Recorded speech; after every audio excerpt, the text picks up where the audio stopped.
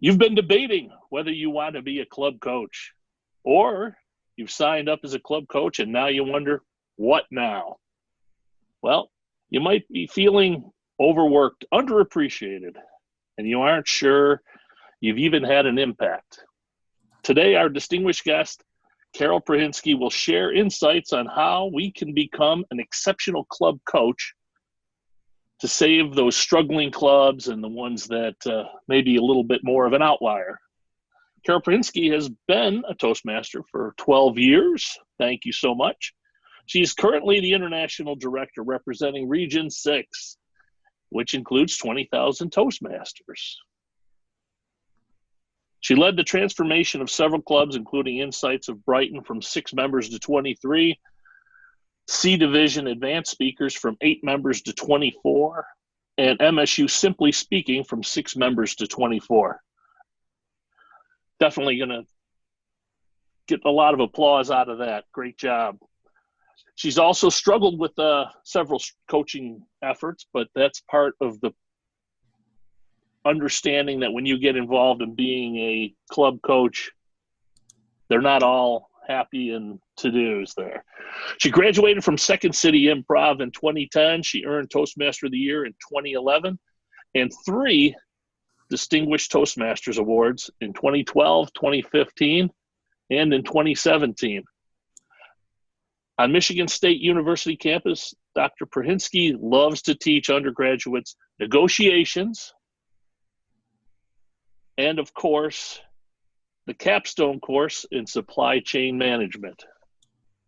Today, Carol will share her thoughts on how we can become an exceptional club coach.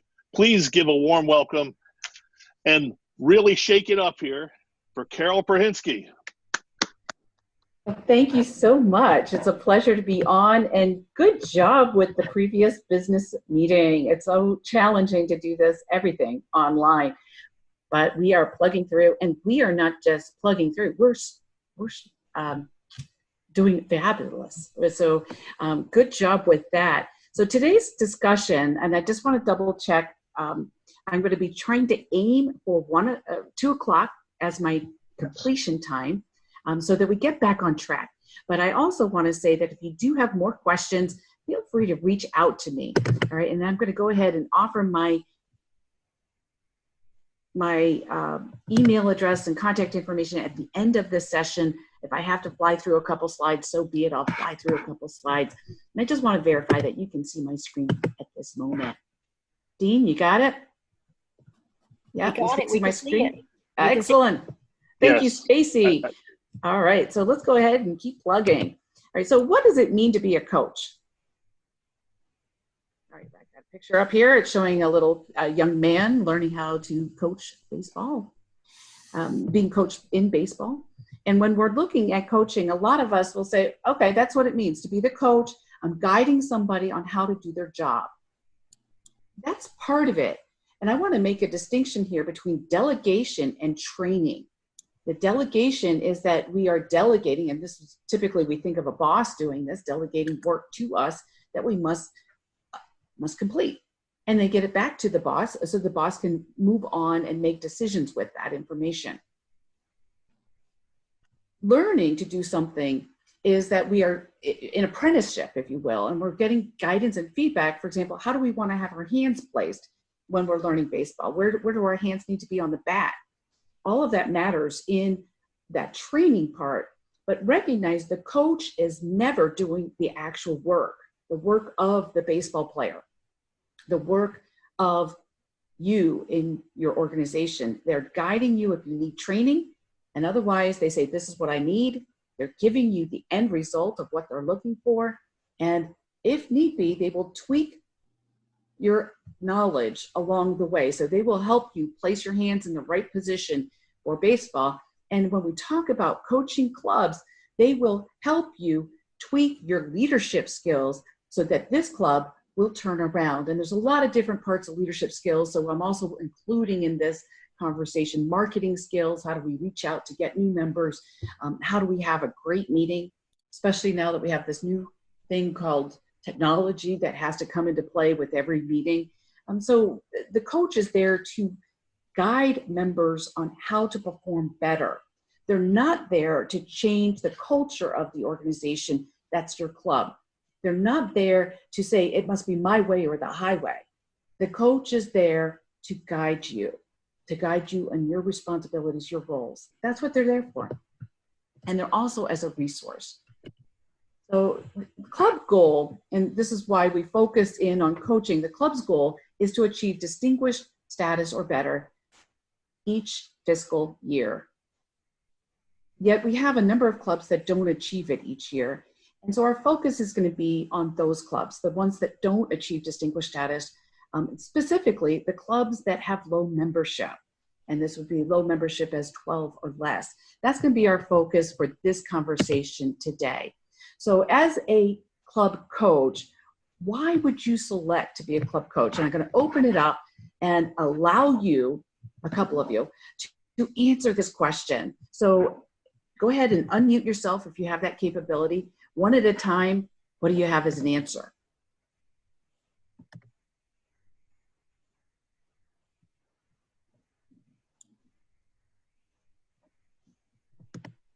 Anybody? I would say, this is Curtis, Carol. I would say that if we focus on clubs that are 12 or less, we can build them back up again. And it's a whole lot easier to save a club than it is to start a new one. You're correct. Okay. So one of our goals is to build that club membership up to make it a strong club and people want to be part of it. Great. And it's easier to save a club than it is to start a new club. I will say that there is a balancing act that must happen. Sometimes starting a new club is joyful. It's fun. It's invigorating. It's exciting. Saving a club sometimes can be challenging from an emotional perspective because people might not feel so positive about their situation. They might not see all the beautiful things that can happen with their club. So anybody else? Why would you want to be, what are your goals as an exceptional club coach? Any other reasons? This is Dean. I would say that one of the most important things is that after you've had some success at a club level, that you feel that you have something to share. You have information that you want to pass along, and you feel that you can be impactful and make a difference for another club and for other people. Excellent. Thank you, Dean. So there's a personal aspect to this. It's not just helping the club, it's also helping me become a stronger person, stronger leader. And I totally agree with both of these points. I'm going to put a couple of the goals that we have under Toastmasters, but also know that this is partly, a lot of it is internal for us as leaders. So first, you need to achieve a net growth of 5 members, and you do not do the work as a coach. You need to achieve at least 5 distinguished club points, and you do not do the work. I hope you're seeing the theme there. And that the club is healthy now and for many years into the future. I know we say that the club coach is only there for up to 2 years. I'm going to guide you that you as a club coach have a responsibility not to save this club this year or next year, but to set it up for long-term success. And I strongly suggest that you focus long-term, not on short-term solutions. So this agenda today is I've got a before, a during, and an after. Each time I'll focus on clubs themselves, and then I'll transfer over to coaches. I'm going to go through some of the slides fairly quickly. Other slides I might take a little bit longer on it. So first I want to talk to you about what it means, and this is going back to an earlier point by Curtis, is what does it mean to have coaches with not enough members? And if we don't have enough members, what is the likelihood of them being around in the long haul? And so this is real data. Starting in 2015, if the club had 8 members, what was it likelihood of success? And I say success, I simply mean being retained 4 years later, 3 years later. So by 2018, only 61% were around of that number that were around in 2015. With the clubs at 12 or more, at 12 members in 2015, of them, a much larger portion, 82%, were still around by 2018. And I just want to show you that when we get lower and lower on the club membership, the red flags are going up that this club may not be around in 2018. Now, what I did not include in this data were the clubs that are still at low membership in 2018. I would say that a number of them are still at that low membership performance area and that they're still struggling. It takes a lot of work to get a club out of this low membership area. All right, so what does it take? What does it take as a prerequisite for that club to say, yes, I need a coach? First, you have to say, yes, I need a coach. You must be between 1 and 12 paid members. You are eligible for up to 2 coaches, and you can say, yes, I want a coach. You get some decision-making in terms of who you have as a coach, but you must ask your club growth director or district director for a coach. So it has to be you verbalizing and making a decision as a group, as a club, to say, yes, we want a coach, and dear club district officer, please help us get that coach. Now, the area director is typically involved with this conversation. They're letting you know as a club that you are eligible and that, dear club, you have a choice. Decide if you would like a coach. We highly recommend it. Now, it does matter that you get a good coach, and we'll be talking about that throughout this session. So are you born to be a coach? And similar to, I'm going to say similar to our communication track, the leadership track is saying that we can tweak our skills along the way to get better and better.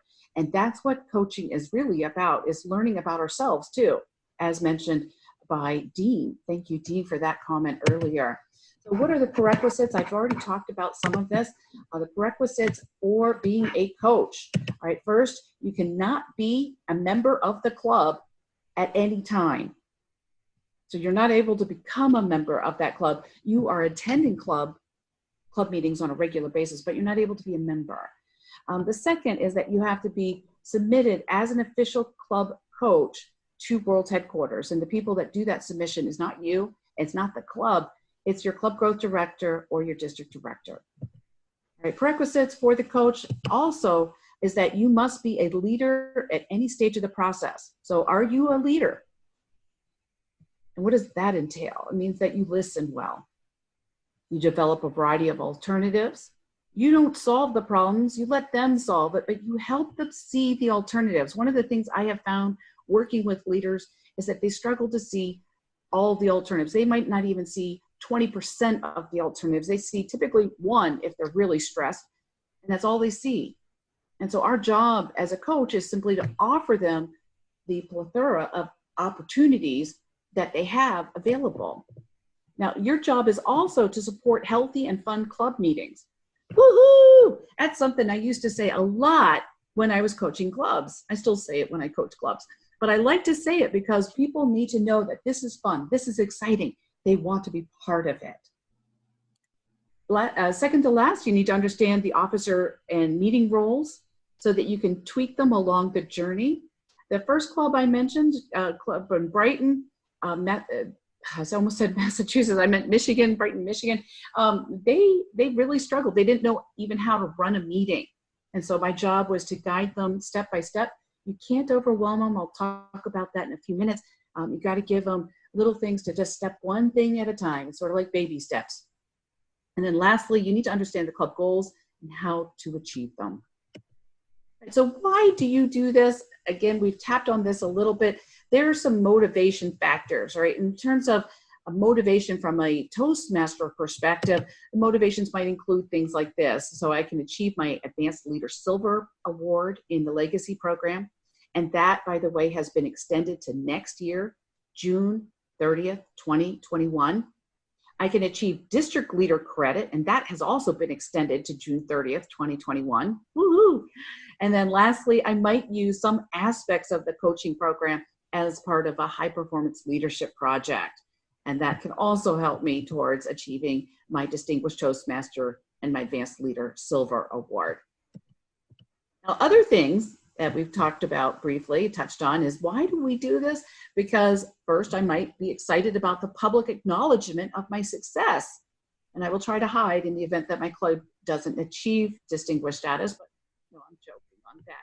We want to continue to boast about our successes, and we have successes even if our club does not achieve distinguished status, and I'll talk about that in a few minutes. Next, we have leadership and coaching skills that we are developing and honing, and that was mentioned by Dean. And then lastly, we have a sense of pride that we did a good job. And I still feel a sense of pride when I'm able to get that club to distinguished status. Years later, I still feel it. All right, and now I'm going to go ahead and skip over this slide. You can use this in both the Legacy program or in the new Pathways program. So if you're successful as a club coach, you can use it in either program. And I want to share the story of my first club that I coached. I was an area director at the time, learning more about being an area director and a leader. And I walked into this club that was in my area called Insights of Brighton. And it's located in Michigan, which is where I live. And the club, there was 3 attendees, and they didn't understand how to have a meeting. It took 20 minutes just to introduce the first speaker. And I thought, oh boy, we have our work cut out for us, dear area director. But what I did notice as they progressed through the meeting is that if I did speak, that they listened closely to what I had to share with them on how to run a good meeting. They paid really close attention to it. And I liked that. They were then applying immediately what I was teaching them. Boy, does that make somebody feel really good. Now you have to be careful not to overwhelm them because there was so much going wrong in that first meeting. But boy, were they interested in learning more. And I get excited about that.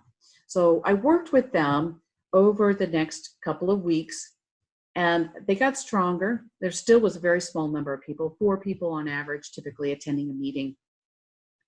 It wasn't good. They only had 6 attendees at that time, 6 members at that time, and 1 or 2 of them were snowbirds vacationing down south.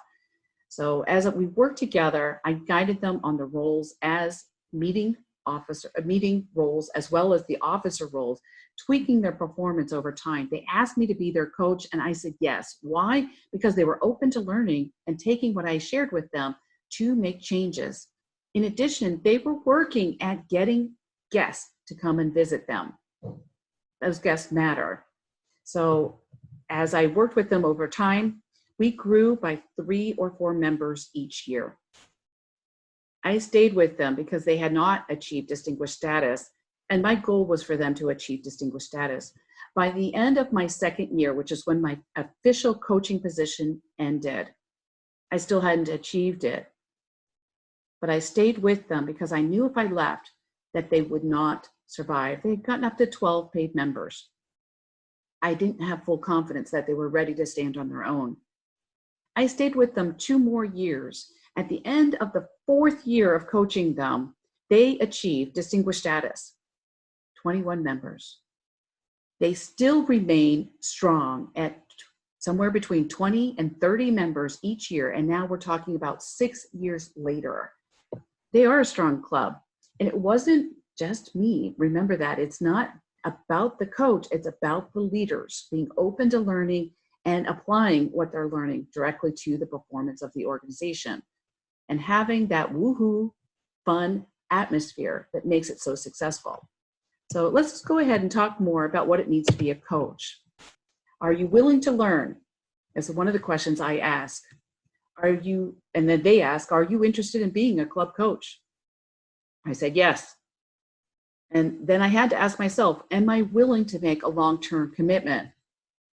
Up to 2 years commitment. And it wasn't just that for me. I had to drive 45 minutes each way. And sometimes in the winter, those journeys were treacherous. I said yes. So you have to think about, am I willing to make that strong commitment to this club? And if the answer is yes, I will stick with that.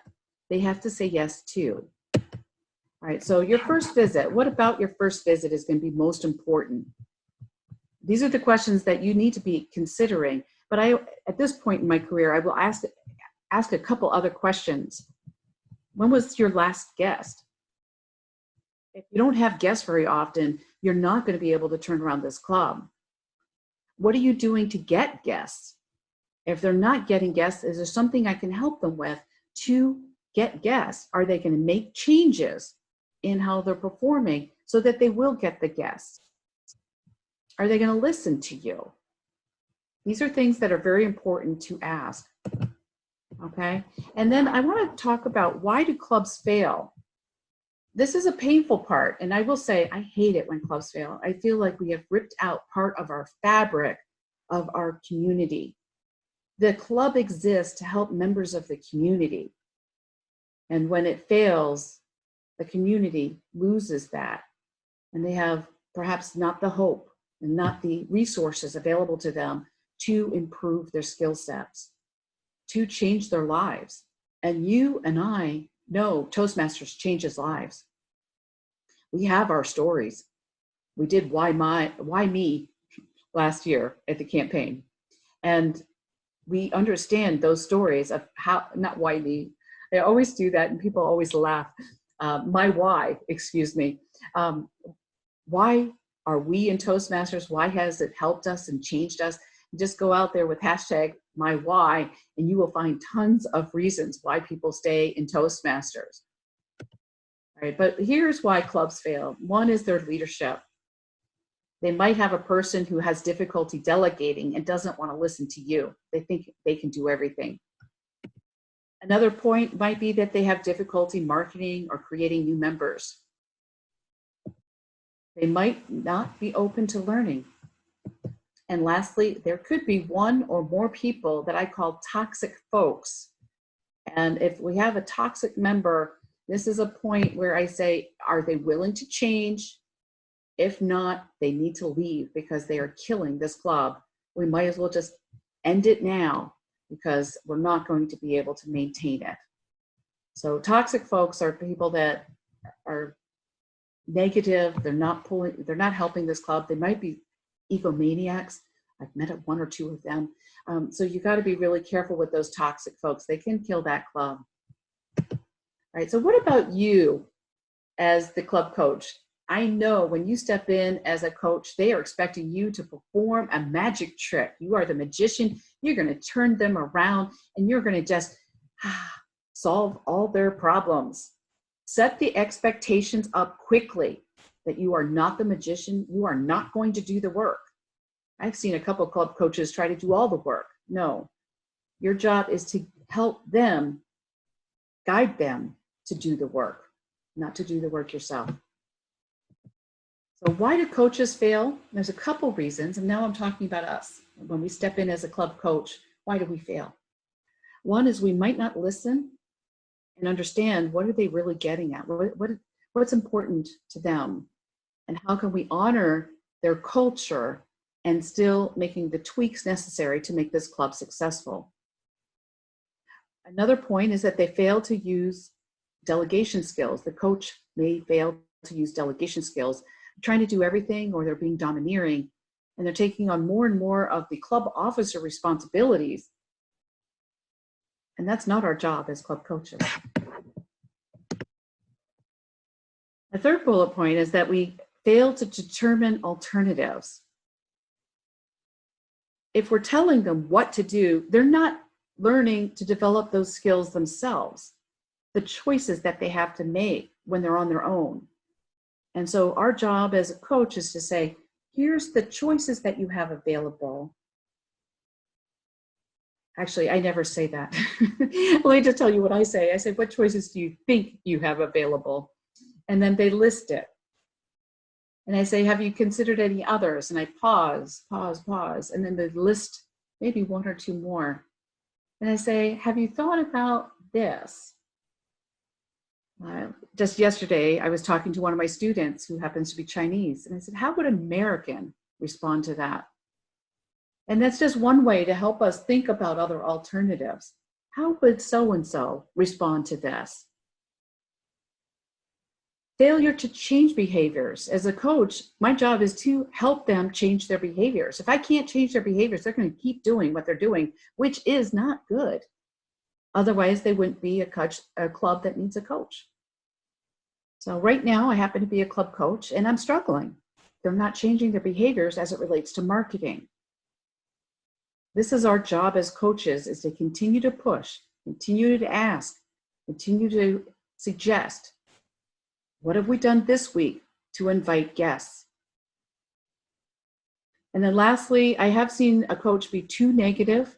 They just said all these negative things about what the club needed to do to transform, and they delivered it all at once. Nobody wants to have that huge list delivered at once. We want to know what the priorities are, and we want to know that it is achievable. The other thing I've seen a club coach do is be too positive. Oh, you're great, you're great. Well, if we don't give feedback on how to change, that we do need to even change, we're not going to see the change in that behavior that enables that club to succeed.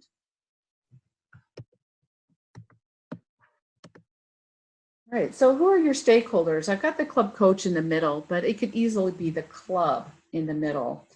And I want to talk about this in terms of our overall stakeholders. Who are they? We have our club members, and as far as I'm concerned, that's one of the most important in this portfolio of stakeholders.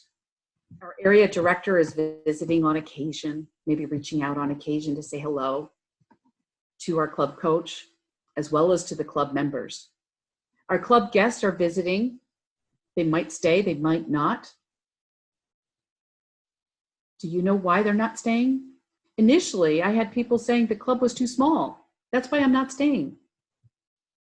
I want people that are willing to sign up right now, even though we're small. Are you willing for such exceptional feedback on your speeches that you're going to get from this small club? You're going to have more opportunities to speak. These are things that you can use as a persuasion tool. But if they're not interested, there might be other reasons that they're simply not telling you. Let it go. Off they go. Our club officers are very important. Maybe there's some past coaches that you can reach out to for some guidance, or other coaches in other parts of your district. So I know of a number of coaches. I'm going to pop down here towards the bottom. We might have a club coach chair, and a number of districts do have club coach chairs. I highly recommend. That club coach chair is there to be a support person for your club coaches. And they might also host training or educational lessons on how to be more successful in certain parts of being a club coach. Your club growth director is also there for you. They might be busy trying to start or charter new clubs, but they really do care about you saving this club. And I use the word saving, I hope you don't mind, but to me, based on the information I shared earlier with the data, saving that club is that such a high number of them will fail. We want them to succeed. Also know, and I'm going to go over here to the upper left quadrant, is Toastmasters International is there for you. Anytime you pick up the phone and call them, they will help you answer whatever question you need.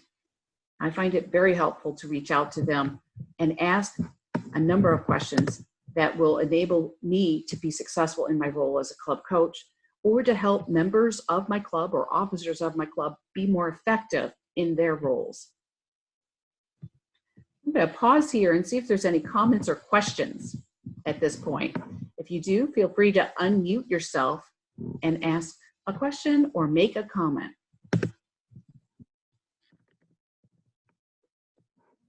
Great job, Carol, so far. I want to thank you for this. I do have a question, and that is, in the challenges that you've experienced, what would you say are some of the most difficult ones that you wish you knew today, you knew that back then when you started?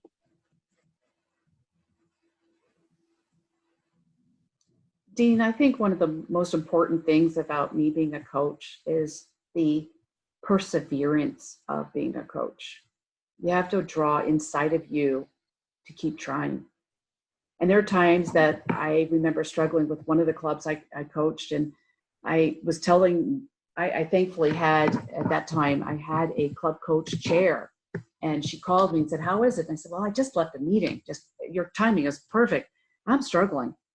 And this is a point where I had already coached a couple other clubs, and I was struggling with this club. And she said, "Why are you struggling?" I said, "Well, they don't talk. They're all introverted. And I feel like I have to talk all the time. And I'm the only one going, woohoo. We need to have everybody saying woohoo." And she told me, just persevere, guide the officers that they need to be helping you with this, but just keep trying. Just keep trying, and you'll get through this. And she was right. I got through it. We were successful. We were very successful. And I'm very happy that we have that behind us. But I know perseverance, I think, is one of the most important characteristics of you as a club coach: perseverance and willingness to try something different. If something didn't work right the first time, try something else. Thank you for your question, Dean. Paul Arnold.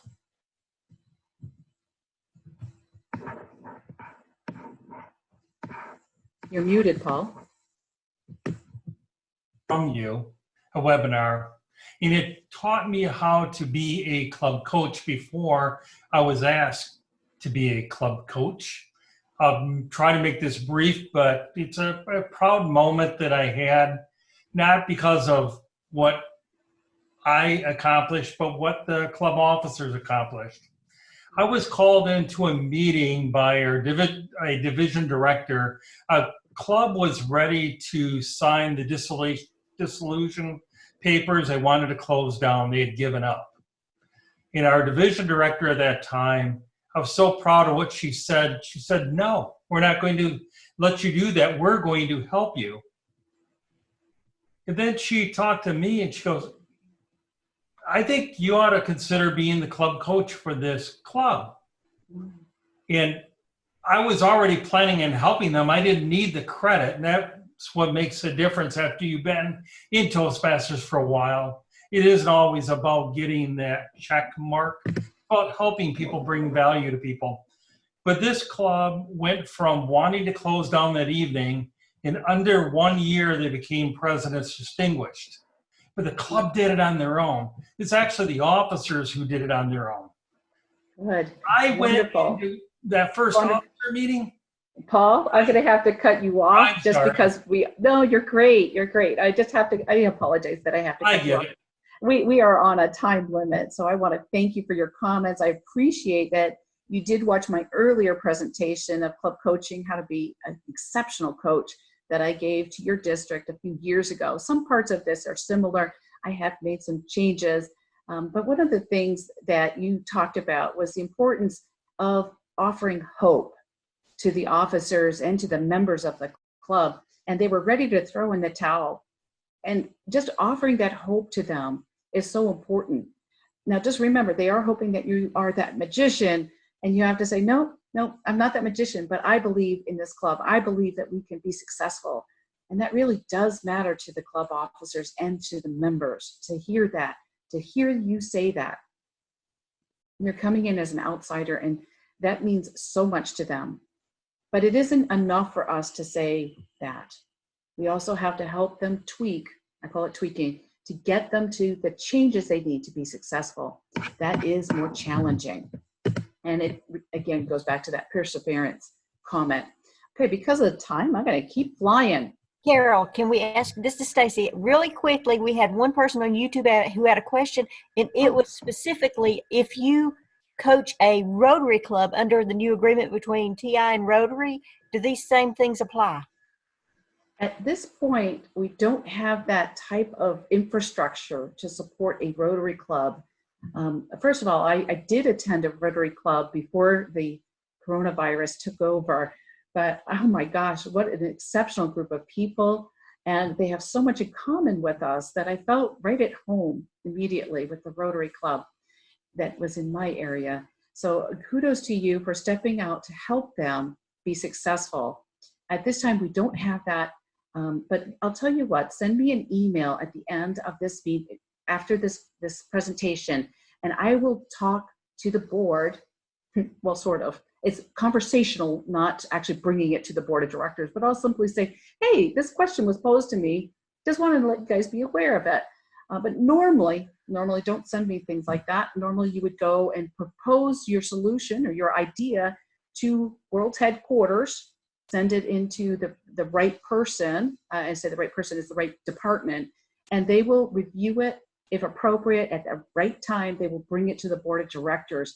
But I love this idea, but we're not close to presenting that as a solution at this time with our relationship with Rotary International. I have more questions. I think, Stacy, if there are other questions, let's just go ahead and take it on. Let's see, I don't have. We will do that, Carol, and we'll follow up with any other questions we have. Okay. We'll get those to you after the meeting. How's that? Very good. Thank you so much. And I I need my glasses to read the chat. So if I do have chat messages, feel free to jump in there, Stacy, and help me with that. I greatly appreciate it. Okay, going back to the presentation, I am actually almost over, but I wanted to offer resources that are available to you on World's Headquarters, Toastmasters International website on what we could do to help rebuild this club. You don't need a formal coaching program to rebuild a club. So you might be at 13 members in your club and you're saying, oh gosh, we're not in a good place. We want to rebuild and we're not eligible for coach. Oh my gosh, all is lost. No, not all is lost. There's other opportunities out there, other resources. First, we tend to use our face-to-face conversation. Now it's Zoom to Zoom or phone call to phone call conversation. Never forget that. You always have resources, people out there that you can reach out to. And you have successful coaches in the past, as well as great leaders in your district that you can reach out to, your area director, your division director, your district trio members. All of these people are helpful to you, along with the website. Anyway, you get the message. How do I rebuild my club? Check out resource number 1158 to learn more about the Distinguished Club Program or the Club Success Plan. That's item number 1111. I love that number. I just get so excited about it. But we're going to be number 1, right? So just 1111, and you'll get that resource for you. Successful Club Series, How to Be a Distinguished Club, is also available to you. First Class Club Coach is available to you. Leading the Club to Success. I do like this number too. It's 13131. It's also, happens to be part of the club officer training materials. It is helpful. And then dashboards.toastmasters.org to see how I will be doing officially. How are other clubs doing? Maybe there's some resources that I can tap into in another club in my district that might be able to offer some support. And when you are a coach, you do get the club coach pin. I like to wear it when I'm out and about, just to say, I am a club coach and I'm proud to be that person. All right, I'm gonna highlight a couple of them, but let's go on. All right, so now after your success, how do you ensure continued success of the club? First, I have seen clubs struggle with the transition from one leadership team to the next leadership team. And when a club has gone from, let's say, 8 members to 13 members because you just achieved distinguished status, they're still very small, but you also have people that really don't understand what it means to be a club officer. They need guidance. There's that leadership list and the distinguished status list, distinguished or better list. They need guidance. As they can be resources for you. The leadership team can be resources for you. But going back to this club, I actually stayed on even after they achieved 20, they were growing at 3 to 4 members a year, but they achieved it after 4 years. I stayed on for another month or 2 months, I think it was 2 months, to ensure that the newest leaders knew their roles in the officer positions. And I just sat there and said, I'm available if you have questions. And they did have a few questions, but I was just there to help them with I call it the heebie-jeebies. When they first take that leadership role, they just need to know that you're there as a resource. Even if they don't tap into you, you're still there for them. And that helps them take a deep breath and know that they're going to be okay. Sometimes that's all it needs, that the officer needs, is just to know that they're going to be okay, but to know that you're available if they need it. So the coaching is requiring a team of people. It's not just you. You're not alone. You're not the successful person. It's not about you. And to be a successful coach, it does require a lot of work, a lot of, I'm going to call it emotions, because there are times that you'll get frustrated with your own performance, that they're not turning around. Why aren't they turning around? It must be something I'm doing. But you can make those changes. Take a deep breath, talk to somebody if you need to reach out to somebody else outside of the club to help give you a perspective that you can get through this. I saw a lot of people smiling when I mentioned that that club had a lot of introverts in it. You understood what I was getting at. each club has their own personality. Sometimes we're a good match for it, sometimes we're not. Honor that club's culture, honor who they are, but support them that they are following the Toastmaster way. And if they'd say, well, we're a social club, that's not acceptable.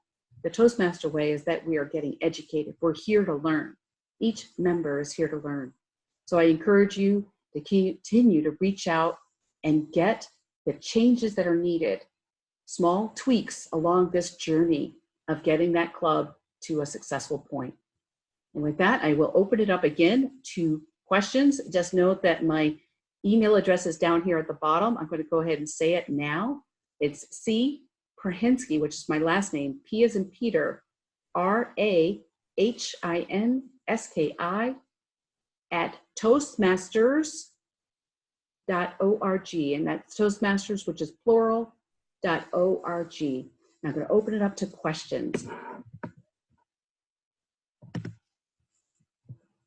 Make sure that you have your microphone unmuted and you have your video up. But please, any questions from us? I can't believe this group doesn't have any questions. I find that impossible to believe that this group can't talk. Carol, I have a quick question for you. Yes. How have you been able to bridge the gap between we want to grow our club and we want to be an award-winning club? Clubs that are struggling often don't care about awards. They just don't want to fail. So, but I've heard you talk about the award program. So bridge that gap for us, please. I understand exactly what you're talking about. It's Wendy, right? I don't have your name in front of you. Sorry, Catherine McConkey. Oh, Catherine. I'm sorry. Catherine, I understand what you're talking about. I don't focus so much on achieving distinguished status with the club. That to me is not their goal. Their goal is to get saved. Their goal is to get new members, to be a strong club, to be successful as a club. And that's what I work towards. Now, my goal is that they're distinguished, but I don't put that in their face. And I want them to be a strong club. I do occasionally talk about what it means to be distinguished and what are the different factors that enable a club to be distinguished. So right now we have I call it 3 different components. One is the educational component. Are we working the program? The second is the membership. Are we getting new members? And then the third, I call it administration, which is paying our dues on time, getting our officer list in on time. So if we're hitting those 3 goals as a group of officers, then we're successful. And I emphasize it from that perspective as opposed to saying, I want to achieve distinguished status. I want you to achieve it. No, that doesn't matter so much to them. When you're trying to save a drowned person, they just want to get above the water.